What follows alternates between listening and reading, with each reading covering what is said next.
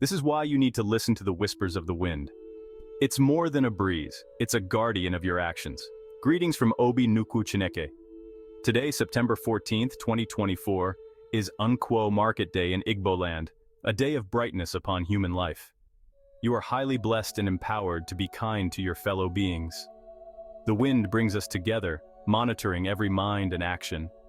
Imagine, with every breath, the wind records your intentions before you even act. It follows you in and out, whispering through your words and thoughts. Even in overthinking, the wind is there, reminding you it's always watching. Some may think their actions go unnoticed, but the wind, water, and sand are ever present, observing every deed. They ensure no action is lost, protecting you from accusations and ensuring good behavior. Our creator Chukwu Okike Abiyama, the owner of humans, loves you deeply, securing your life with these guardians. Strive to be good to your fellow humans, for peace in this life and beyond. From Obi Nnukwu Chineke, aka Wind, Water, and Sand, the blessings of the universe, Onye Ndu, Ikuku Achinike, the messenger of the truth afterlife.